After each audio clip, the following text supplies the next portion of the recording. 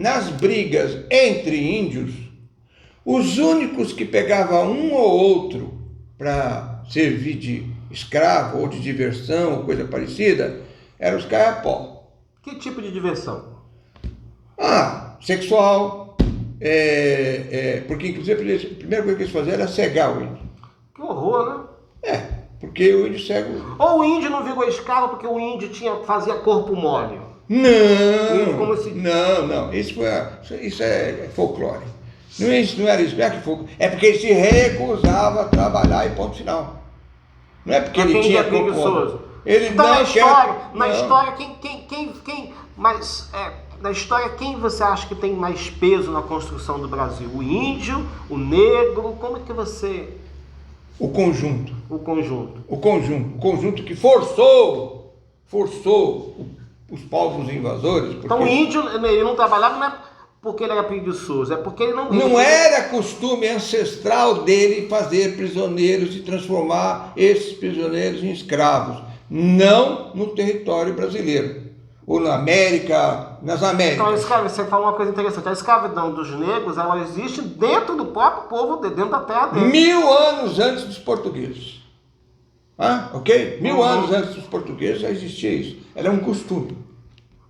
Era um costume. Do tempo dos egípcios, 5000 anos. Sim. Tinham milhares de escravos. Todo mundo tinha escravo. Roma tinha escravo. Sim. Não sei o que. Todo mundo tinha escravo. Entendeu? E Roma escravizava os próprios brancos. Sim. Os escravos, os gladiadores eram o quê? Eram negros? Aparecia um negro, outro, porque a Roma se expandiu para muitos lugares e trouxe muitos escravos. Ok? Então, ninguém trabalhava. Quem trabalhava era o escravo. O escravo fazia tudo. E ponto final. Fazia parte da cultura. Agora... Entendeu? Agora, isso nunca... muitas vezes eu fico assim, o negro ainda tenta. É muito difícil você sair de uma cultura ancestral. Como você se vê, como eventualmente branco, preto, amarelo, azul, verde, sei lá o quê, como você se vê ancestralmente, é como você se posiciona agora. Só que existem exageros e ignorância, muita ignorância. O brasileiro é um povo muito ignorante, não é pouco, não é muito. É um povo muito burro. Não é, desculpe, não é burro, não é questão de ser burro. Eu estou usando a palavra burro para chocar o povo brasileiro é muito ignorante, mas também é muito inteligente. Sim, ignorar, todos nós somos ignorantes em um determinado ignorar ponto. Significa não conhecer. Sim. Não conhecer. Muitas vezes propositalmente. E muitas vezes simplesmente por não saber. Ou não procurar saber. Ou não ter tido oportunidade. E até essa história de oportunidade é o seguinte. A lei darwiniana é o seguinte, é a sobrevivência dos mais aptos. Ok? Então, aqueles que são mais aptos sobrevivem melhor. São mais aptos na economia, são mais aptos na indústria, são mais aptos na agricultura, são mais aptos em todos os campos humanos, são mais aptos na medicina, são isso, aquilo. Independente de cor, raça, credo e origem, não interessa. E bem, só fazendo um corte aqui. Voltando, vamos falar sobre esse cacique que, segundo você, não é 100% cacique. Ele foi criado pela mídia. Foi criado pela mídia. Fala o nome dele. Raoni. Então, quer dizer, ele foi criado pela mídia. Ele não carrega o sangue da comunidade. Quando começou a se intensificar o contato... Raoni, fala o nome dele todo. Raoni Chocarramãe. Isso. Quando começou a FUNAI começou a permitir visitas mais frequentes nas aldeias, especialmente o Parque do Xingu, a aldeia do Metutiri ficava na beira do Rio Xingu. E lá Essa aldeia era muito fácil chegar lá, porque tinha campo de pouso próximo, tinha tudo, não sei o quê, podia ir de barco, podia ir pelo Rio Xingu, era muito fácil o acesso. E a FUNAI então permitia, aí ia um grupo de jornalistas, não sei o quê, de Globo, não sei o quê, todo mundo. Uhum. E aí chegava na hora, tinha dificuldade de comunicação. Uma séria dificuldade de comunicação. Então, aqueles índios que tinham maior... Quais eram as dificuldades comunicacionais? A linguagem. Linguagem. A linguagem.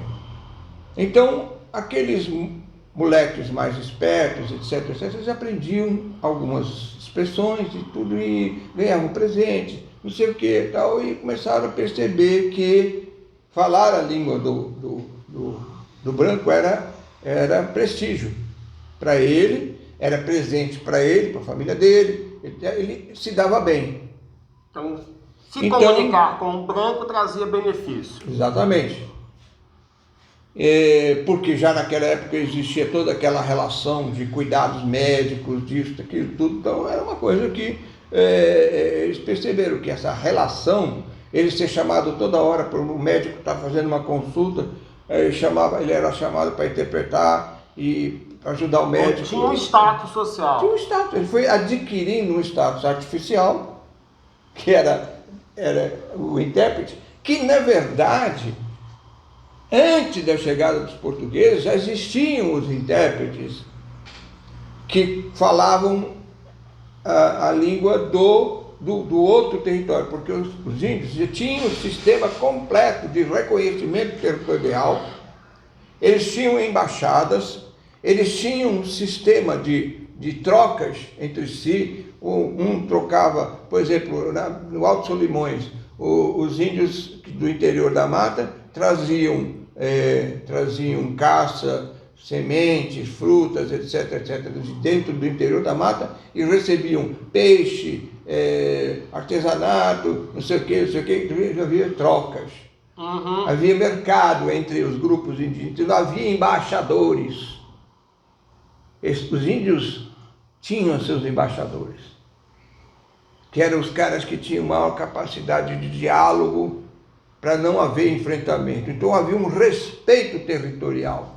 Quem acabou com o respeito territorial foram os portugueses, porque eles começaram a empurrar, invadir, tomar conta, parará, entendeu? Aí foram empurrando, os índios iam subindo, porque a colonização se deu através dos rios. Então esse empurra se deu dos rios para o interior. Agora, o cacique.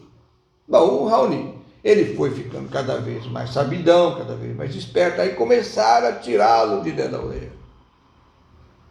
Aí Virou um político. Alguém o chamou de cacique. E ele aceitou. Calou-se. Achou conveniente. Você me chama de cacique. Mas ele não é cacique. Mas lá na aldeia ele era um intérprete que nem sentava no conselho. Ah, não? Não. Então quem deu esse título foi um título político, então. Vamos dar um nome para ele, para virar cacique, para trazer o pajé, chamaram ele de pajé, não era. Quer dizer, o cara que era mais político do que ele era aquele Chavante, que acabou se transformando em deputado, etc. O Juruna. Mas o Juruna morreu, gente? Morreu. Ele morreu por causa de complicações no fígado, etc. Cirrose. Morreu quanto tempo? Muito tempo. Sei lá. Datas, eu não me falo em data. Não é importante. Depois que eu fiz 70 anos, data comigo não funciona. Houve uma época que o cara... Houve uma época em que ele morreu. Em que ele morreu, acabou. Eu nunca gostei do Juruna. Nunca gostou por quê? Nunca gostei porque ele era O que os Chavantes fizeram? Quando os Chavantes foram mais ou menos pacificados e catequizados... Será que ele foi uma peça fabricada também? Também, mas ele se autofabricou, né? Porque ele começou a dizer que o branco mente muito, deram um gravador a ele começou a gravar as pessoas e começou a ficar famoso por causa disso. Ninguém podia conversar com ele sem ele meter o microfone na boca da pessoa para poder mais tarde cobrar da pessoa, porque é curioso, os Chavantes eram povos caçadores, mas depois, quando eles foram limitados nas aldeias deles, eles passaram a não ter mais como caçar. Então, vamos falar do Raoni, depois a gente volta para o Juruna. Então, bom, Raoni. o Raoni passou a ser uma espécie de embaixador do povo do Xingu, não como um todo, mas ele pensava principalmente no povo dele. Mas será que ele esse título foi dado pelo grupo social dele? Não, foi pelos brancos. Pelos brancos. Que achavam que toda aldeia tinha que ter um cacique. Toda aldeia nunca existe. Entre os tupi, nunca teve essa noção de um chefe guerreiro. De um líder. Porque entre os tupi, as lideranças eram forjadas na hora da briga. Então a liderança acontecia na hora. Os tupi é igual a minha família, igual eu criei minha família. Eu criei minha família sem ter um mandão, um chefão. Eu nunca fui chefão dos meus filhos, por exemplo. Certo? Então você está dizendo que nem toda aldeia tem um cacique, que essa liderança não, 99% das aldeias, até a chegada do SPI, FUNAI, não tinha um cacique. E da onde veio essa o branco que inventou isso. O branco é que queria, forçava ter um representante para dialogar. Especialmente os padres que inventaram uma língua que era uma mistura entre Guarani e Tupi. Todo mundo fala, Tupi-Guarani, o índio fala Tupi-Guarani. Não, essa língua, ela tem um nome específico, Nhengatu. Nhengatu é uma linguagem fabricada com vocábulos Tupi e vocábulos Guarani, que eram os principais povos da região daqui do sul, né? E esse Nhengatu, essa linguagem é que permitia a comunicação entre eles. E tem muito índio, por exemplo, os índios daqui do Espírito Santo, eles falam Nhengatu. Alguns, não são todos. E acham que é sua língua materna. Vamos chegar aqui no índio do Espírito Santo. Voltando a falar do cacique. Então, ele foi fabricado. Agora, essa confusão que ele criou recentemente, o que você acha disso? Nada. Vai perdendo prestígio, vai perdendo fama, vai ficando velho, vai ficando cheio de coisa, etc. Parar. Tem que inventar alguma coisa para. Você acha que o atual governo realmente criou, não desenvolveu uma política de proteção à comunidade indígena brasileira? Nunca o governo nenhum brasileiro teve política real de proteção aos índios, porque começou pela falta de respeito pelos seus territórios. Faltou o reconhecimento territorial. Vocês estão como os Estados Unidos fizeram. O que os índios, depois de acabar 70% dos índios falaram, puta, que fizeram de merda que a gente fez. Então vamos reconhecer o território dos índios, vamos reconhecer o seu autodeterminação, etc. Certo? Uhum. Vamos fazer isso. Então, na sua opinião, aqui no Brasil nunca houve isso. Houveram milhões de tentativas, tá certo que um monte de terra indígena hoje em dia está demarcada, algumas foram autodemarcação, por exemplo, os Oiampi, eu acompanhei os Oiampi lá no Amapá, eles fizeram a autodemarcação deles. Como que você acredita nessa educação híbrida? Você acha que a educação dentro das comunidades indígenas faz o índio perder um pouco do seu valor cultural? Você acha que quando o índio ele absorve um pouco da nossa cultura, dessa educação tradicionalista da sociedade branca, ele perde um pouco das suas raízes? O que é a nossa sociedade em termos, vamos dizer, filosóficos? A nossa sociedade é uma sociedade cristã, ok? Então, como uma sociedade cristã vai conseguir, mesmo falando a língua dos índios, original que seja, qual é o pensamento do cristão. A gente transmitia os seus valores, que não são os mesmos valores dos índios. Então, até a escola indígena é uma ficção. Porque o que eles fazem? Eles traduzem as nossas cartilhas, que tiveram uma origem cristã ocidental, para a língua indígena, que eles jamais vão entender direito. Ou eles simplesmente esquecem a sua cultura e passam a ser aculturados totalmente, certo? Não é que eles deixem de ser índios, mas eles ficam aculturados. Como você avalia o índio capixaba? Essas aldeias que nós temos em Aracruz? Não. Você acha que eles perderam totalmente? Não, restos de grupos indígenas que estavam esparsos aqui perto do nosso território se juntaram, porque eles já tinham casado com brasileiros, com não sei o que, etc. Já existia uma miscigenação. Já tinham perdido. Já tinham perdido grande parte das coisas. Alguns vieram do sul da Bahia, outros vieram não sei de onde, etc. E acharam aquele territóriozinho ali e se fixaram. Você acha que todo mundo que está ali é índio, realmente? Você não pode dizer isso. Você não pode dizer, que geneticamente eu sou índio, você é índio, ele é índio. Todos nós somos. Ou não? Todos nós somos. Todos nós somos índios, todos nós somos negros também. Somos negros, somos asiáticos.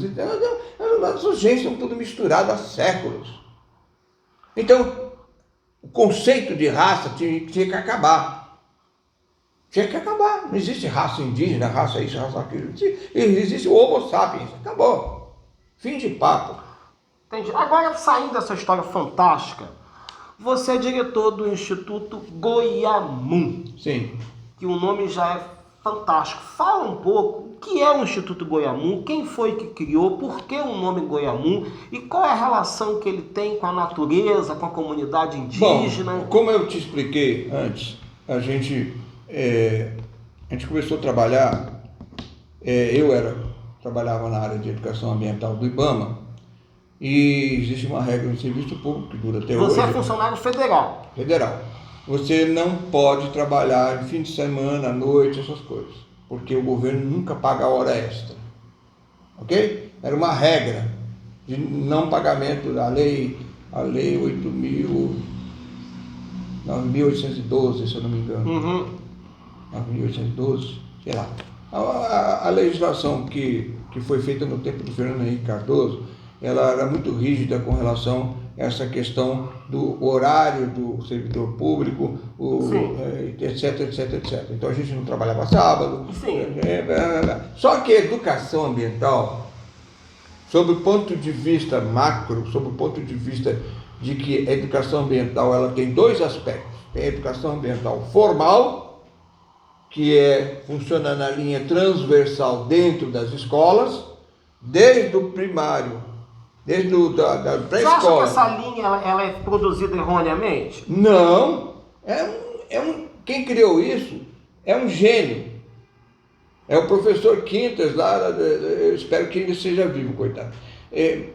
Mas ele já era velhinho há um tempão aí, eu não sei o que aconteceu com o Quintas. Mas foi uma bolação genial de colocar a transversalidade na educação formal, ou seja, dentro das escolas, e a educação ambiental não formal, que é para nós adultos, que é para pescadores, catadores de caranguejo, não sei o que, para a comunidade como um todo, a educação ambiental como um todo, que serve para todo mundo, adulto, criança, etc, mas foca na questão da relação entre as pessoas e o ambiente. Então, outra coisa, como essa educação ambiental não formal, ela é inclusiva, é uma educação em que traz as pessoas a se relacionarem, a se respeitarem, a ver o outro, entendeu? A ver o outro assim, de uma forma de eu tenho empatia por você e você tem empatia por mim. Eu vou entender o seu mundo e você vai entender o meu. Então vamos fazer uma troca de saberes. Certo? Então, essa é a ideia. Muito Paulo Freire. Muito mesmo, muito Paulo Freire, que é um gênio em termos de educação. Entendeu? Então essa educação não formal, que não é praticada como deveria, porque eles estão confundindo educação ambiental com propaganda ambiental, se confundem com tudo, menos com a realidade do que seja educação ambiental. A educação ambiental você se transforma e transforma o outro. E você acha que isso está acontecendo? Essa transformação coletiva acontece? Não. Agora, em que ano foi... O que está existindo é o conflito. O conflito. E o conflito também não contribui para a preservação ou para a destruição? Não. O conflito não traz uma reflexão? Nós estamos com o mundo acabando. Sabe? O mundo está acabando. Eu provavelmente não vou ver o fim, mas não vai demorar muito. O fim biológico. Você acha que dura quanto tempo o mundo? Olha, na melhor das hipóteses, mais uns 30 anos. Na melhor. Você acha? Óbvio, daqui a 30 anos o mundo acaba? O mundo acaba para nós todo dia. Quando você morre, o mundo acabou para você. O mundo acabou. O mundo acabou para você. O mundo acabou. Acaba... Você não morreu? Acabou. O mundo acabou para você. Será que acaba? Acaba. Será que a pessoa morre e não vai para outro lugar? Olha o que aconteceu na Alemanha agora. Bom, mas será que a pessoa morreu e não tem outro mundo? Nós vamos falar o quê? Filosofia? Pode ser. Bom, se nós formos Mas antes de mais nada, vamos pular com essa entrevista. A gente tem que voltar aqui muitas vezes, porque é um conteúdo A gente fantástico. vai lá no fim do mundo, volta, vai, volta. O ser humano é assim. O ser humano é assim. Agora, em que ano foi criado o Instituto Goiabinho? 2004. 2004. Foi criado por você? Por mim, por mais 2 pessoas, 3, 4 pessoas. Quem mantém o Instituto? Eu. Sozinho. Não tem nenhuma ONG, nenhum tipo de apoio, nenhum tipo de benefício do município, do Estado? Nada. Esses 19 anos, né? 2004 para cá, dá o quê? Não recebe nem o dinheiro? Nada, de ninguém. Era o meu salário de aposentado. Mas como? Nenhuma empresa? Não. Ganhei essa sede. Me entregaram essa sede. Quem foi que entregou? A ArcelorMittal. Foi eles que... Por quê? Porque eles tinham lá, eu tinha cansado de pedir um dinheirinho para fazer atividade do Instituto, etc. E eles tinham planejado construir... Você tem algum projeto com criança, com escola? Hein? Projeto com escola? Eu fiz alguns eventos. Alguns eventos, mas o meu principal trabalho é... Pesquisa? Não. É organizar a gestão ambiental. Organizar a gestão ambiental sob o ponto de vista legal. Então você trabalha junto com municípios? Município, Estado e Brasil. E como é que você chega lá e fala, eu quero organizar? Como é que você faz? Dá palestra? Organizar como? Você vai ensinar as pessoas a... Vou te dar um exemplo que dura até hoje, que você vai descobrir logo. Antes, os catadores de caranguejo não eram reconhecidos nem sequer como pessoas, porque eles não tinham documentos, eles não tinham educação, eles não estavam... Não eram reconhecidos. Não eram reconhecidos como pessoas. E acontece o seguinte, eu já trabalhando no IBAMA, e já tendo uma legislação de proteção ambiental especialmente ligada aos manguezais, uma legislação muito incipiente, em que não proibia a cata do caranguejo, especialmente não proibia a cata na época certa. E os catadores de caranguejo daqui da Serra, a CAMAV, chama Associação de Catadores de Mato Verde, inclusive o presidente já faleceu, etc. É um grupo agora que está assim, completamente desestruturado. Mas esse grupo foi reclamar na universidade, não foi nem no IBAMA, foram lá na universidade, Na UFS. reclamar se a universidade não podia ajudar eles, porque justamente na época da reprodução dos caranguejos, que é chamada andada dos caranguejos, era a pior hora para eles, porque eles só viviam da cata do caranguejo. Então, durante os períodos de andada, eles ficavam sem comer, porque eles todo mundo catava caranguejo no meio da rua. O caranguejo andava para todo lado, qualquer pessoa pegava caranguejo. Então, quem queria, você acha que eu ia pagar? Eu ia lá no mangue e pegava. Foi aí, então, que o pessoal da UFES procurou o IBAMA. Será que não dá para a gente fazer alguma coisa? Eu falei, dá. Quem começou, inclusive, nem fui eu. Que coisa interessante, quer dizer, nessa época da andada, o caranguejo sai andando por aí, e aí o catador para de colher, e aí qualquer um vai lá e pega eles. Não, estão perdendo o nosso ganha-pão, porque o caranguejo está andando. Só que é uma coisa natural. É uma coisa da natureza. Então, qual foi a intervenção que vocês fizeram para proibir o direito de ir e vir do caranguejo? Não foi. É brincadeira, irmão. O caranguejo está andando no meio da rua. Vamos parar, porque a gente não está ganhando nosso dinheiro. Voltando para o goiamum, por que o nome goiamum? É isso. Nós descobrimos que os goiamuns estavam em extinção no estado do Espírito Santo. Isso já acabou? Não, tem ainda. E o goiamum é a espécie de crustáceo mais protegida do Brasil. E o único estado do Brasil que ainda continua radicalmente protegendo o goiamum, se você for pego com um goiamum, a multa é R$5.000. Então, quer dizer, se chegar com alguém que você não gosta, vou te dar esse goiamunzinho aqui pra você. Aí chama a polícia ambiental? Ó, vou te dar um goiamum, vou te dar um... Ferro, cara. Vou te dar, então, olha só, pra você que não gosta do seu vizinho, você pega um goiamum e fala, vou te dar um presente. É brincadeira. Agora, o que vocês fizeram? O que o Instituto, o que a UFES fez pra proibir o direito de ir e vir do caranguejo? A UFES se juntou com... O que os pesquisadores fizeram? A UFES se juntou com o IBAMA.